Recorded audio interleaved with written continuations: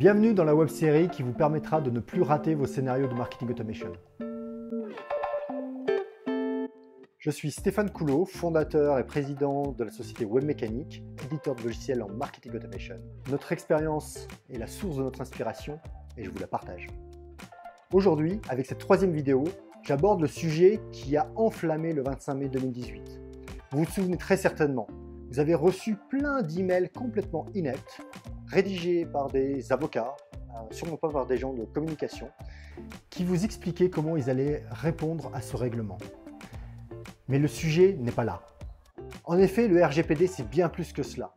D'abord, ce sont plus de 4000 amendements qui ont été rédigés pour mettre le citoyen au centre des données. C'est quelque chose de très différent des États-Unis, par exemple, qui ont décidé de mettre le consommateur au centre de la data, ou des Chinois qui ont décidé de mettre l'État au centre de la data. Mais pour votre entreprise, je vais vous expliquer comment non seulement vous allez pouvoir répondre au règlement de RGPD en donnant accès aux données à vos clients et à donner le consentement de communication à vos clients, mais en plus comment vous allez pouvoir avoir 100% des données email de votre CRM à jour. Vive le RGPD, vive l'Europe. Chaque entreprise doit aujourd'hui recueillir le consentement de ses contacts pour pouvoir communiquer avec eux. Alors en B2C, vous êtes obligé d'avoir un opt-in. En B2B, vous n'êtes pas obligé. En B2B, en business to business, vous pouvez vous contenter d'adresser des messages avec l'adresse email professionnelle de votre contact et d'avoir un sujet qui soit en connexion avec le métier de votre contact. Autre question qui nous est souvent posée, opt-in ou double opt-in? Le double opt-in, ça veut dire qu'au-delà de la demande de consentement, en plus vous vérifiez l'adresse email avec une deuxième boucle.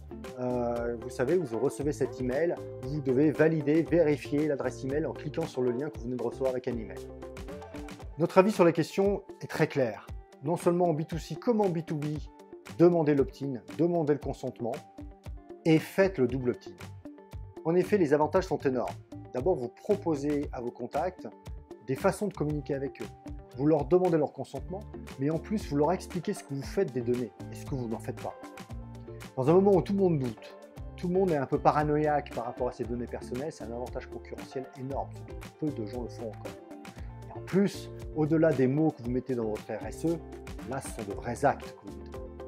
Sachez que plus de 70% des Français sont particulièrement sensibles à connaître ce que font les entreprises de leurs données personnelles. Deuxièmement, c'est une occasion unique de proposer différents moyens de communiquer avec vos contacts. Et c'est eux qui choisissent, c'est vous qui proposez. Ils peuvent être intéressés par des informations plutôt techniques, des informations plutôt de marché, plutôt par une communication tous les trimestres, toutes les semaines. C'est eux qui vont choisir, mais en choisissant, ils s'auto-qualifient. Et donc vous segmentez les gens au travers du RGPD et au travers de l'opt-in directement.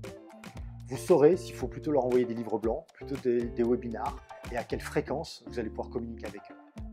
Enfin, troisième avantage, vous validez l'adresse email. En effet, non seulement vous la leur demandez, mais vous allez la vérifier. Vous n'êtes pas à l'abri d'une faute d'orthographe lorsque vous tapez, notamment lorsque vous êtes sur un mobile. Plus de 50% aujourd'hui des actions sur les call to action sont faites sur des mobiles. C'est très facile dans un métro complètement bondé de faire une erreur dessus. Là, vous le vérifiez et donc vous améliorez énormément la délivrabilité de vos emails et la réputation de votre nom de domaine. Waouh! Vraiment, avec ces trois éléments, j'ai envie de dire vive le RGPD et vive l'Europe. Le scénario RGPD va vous permettre de générer de la confiance.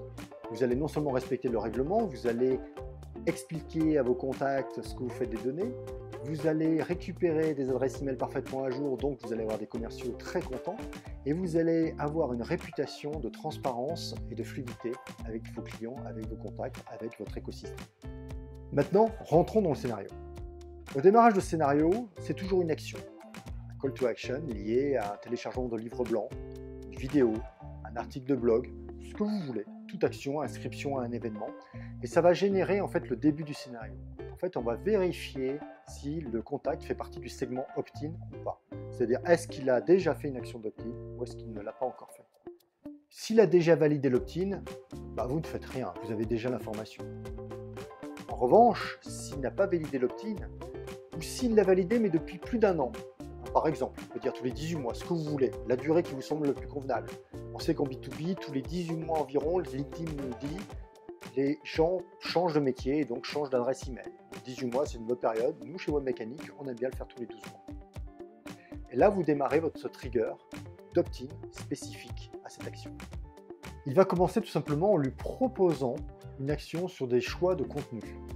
Vous allez aller dans le centre de préférence, ce jargon un peu technique, pour décrire un endroit où vous allez proposer des inscriptions à des newsletters avec des sujets différents, des sujets plutôt techniques, plutôt commerciaux, des sujets plutôt de marché, etc.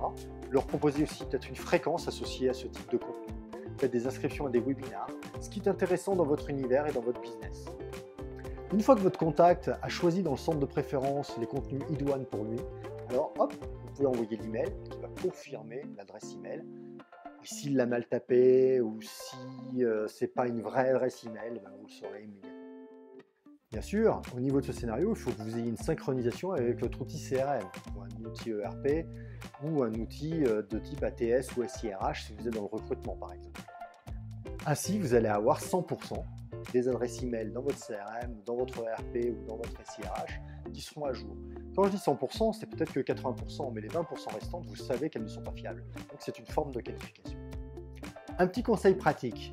Vous avez peut-être constaté que sur tous les sites web que vous visitez, il y a une accélération et une surenchère de demandes sur l'acceptation de cookies, de ci ou de ça. N'en faites pas trop, travaillez vraiment la user experience, travaillez vraiment l'UX à ce moment-là. Il ne faut pas que vous ayez trop de pop-up qui arrivent en même temps, sinon ça dessert l'intérêt de l'expérience client et finalement vous n'arrivez pas à votre objectif. Avec ce scénario, vous avez 4 résultats. Le premier d'entre eux, c'est que vous vous conformez parfaitement au RGPD, la demande de consentement, l'accessibilité aux données personnelles et le renouvellement sur consentement. Deuxième avantage, tout est automatisé. Vous n'avez rien à faire, vous n'y pensez plus. Troisième avantage, 80% de votre base de données est parfaitement qualifiée. Ah ok, tout à l'heure j'ai parlé de 100%.